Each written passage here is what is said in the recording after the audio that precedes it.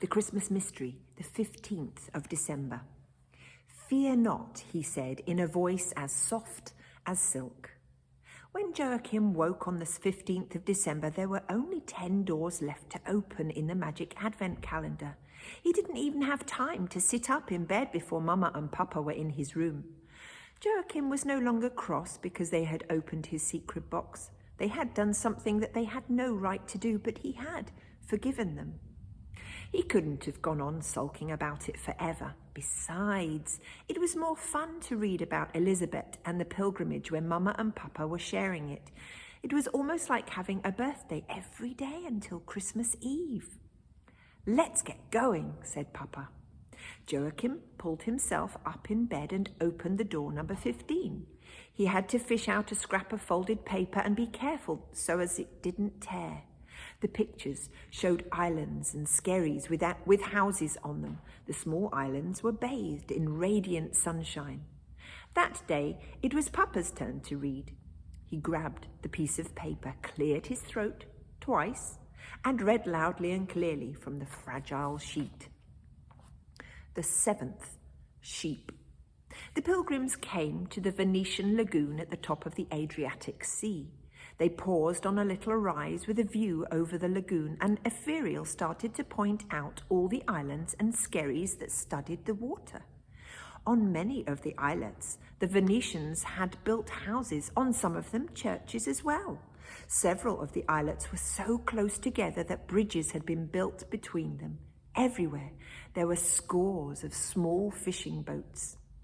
"The time is 797 years after Christ," announced Epheriel. "We see the young Venice, which will soon be the name of the 118 islands. The Venetians settled here in order to be protected from the sea pirates and barbarians who were roving about. Exactly 100 years ago, they all combined under a leader called the Doge." "I can't see any gondolas," complained Elizabeth. "I thought there'd be more bridges too." Epheriel laughed. "But you're not in the Venice of the 20th century. I said the time was 797, and that the people had lived here only for a couple of centuries. But Venice will soon become so thickly populated that one island will scarcely be separated from another." While they stood looking out over the small islets and islands, a rowing boat came past. One end was filled with salt. In the other end stood some sheep bleating at the sun, which was about to break through the morning mist. The man who was rowing the boat was so frightened when he caught sight of the procession of pilgrims that he covered his eyes with his arm, took a step backwards, and lost his balance, so he fell head over heels into the water. Elizabeth saw him come to the surface a few seconds later and then go under again. "He's drowning!" she cried. "We must save him!" But the angel Epheriel was already on his way.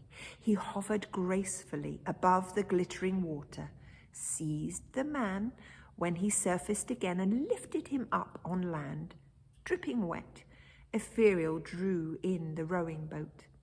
The man lay down on the ground and coughed, fit to burst his lungs. He gasped for breath and said, "Grazie, grazie." Elizabeth tried to explain that they were on their way to Bethlehem to greet the Christ child, and that he needn't be frightened. Epheriel began circling around him. "Fear not," he said, in a voice as soft as silk, "and be no wise afraid. But you should not have been all alone on the sea if you can't swim, for you can't always expect an angel to be around. We wander about only very rarely, you know." It didn't look as if Epheriel's advice was any comfort to the man, but the cherub sat down beside him, patted him on the cheek, and went on repeating, "Fear not." It must have had an effect, for the man got to his feet and trudged back to his boat. He lifted a little lamb out of it and walked back toward them. "Agnus Dei," he said. "That means God's lamb."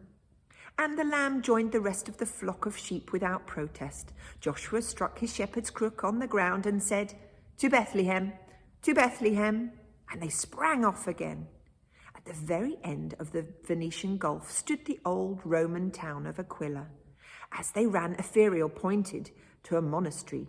The time is 718 years after Christ, but there have been Christian communities here from ancient times. The procession of pilgrims sped on through the town of Trieste. Then they continued south across country through Croatia. Papa put the scrap of paper down on the bed and opened one of the large atlases that he'd placed on Joachim's desk. "Here's Venice," he said, "and here's Trieste. That's on the border of Yugoslavia. I can't find Aquila." "But maybe it doesn't exist anymore," said Mama. "You must look in the historical atlas as well." Papa fetched the other atlas. There were maps of all the countries of Europe, but the names of the countries and the towns were different from the one map to the other. "Find a map of the area for the 8th century, said Mama. Papa turned the pages of the atlas over and over. "Here it is." The old town was situated halfway between Venice and Trieste. "This is quite fantastic." "What is?" asked Joachim. "John must have used old maps like this too, for the world changes the whole time. History is like a big pile of pancakes where each pancake is a new map of the world." "Pancakes?" said Joachim. Papa nodded. "It's never enough to ask where something's happening. It's not enough to ask when something's happening. You always have to ask both when and where." He put both hands on top of Joachim's hands. "Imagine that you have 20 pancakes piled on top of each other. If there's a black speck on one of the pancakes and you have to find that particular speck, you must find out which of the 20 pancakes the black speck is on and exactly where on the pancake you may have to leaf through the whole pile." Joachim nodded, and Papa went on. "The long journey to Bethlehem is all about a journey that goes right through all the 20 pancakes. Elizabeth doesn't just travel around on the top pancake. She's moving through the whole mountain of them." Now Joachim understood what he meant. "They were travelling down through 20 centuries, said Papa. "There are maps in this book that show how the world looked in every one of the 20 centuries. I think John must have been reading a pancake book like this." Papa and Joachim couldn't help laughing when Papa said pancake book. The big question is whether there really was a man who was saved by an angel in Venice in the year 797. "Do you believe it's possible to find out?" said Mama. "Surely you don't think all this story is true?" said Papa. "No, I suppose not," said Mama, wavering. "But if it really had happened, the man would have bound to have talked about it to the priest, for instance. Then it might have been written about in books. Maybe we ought to search in the library shelves."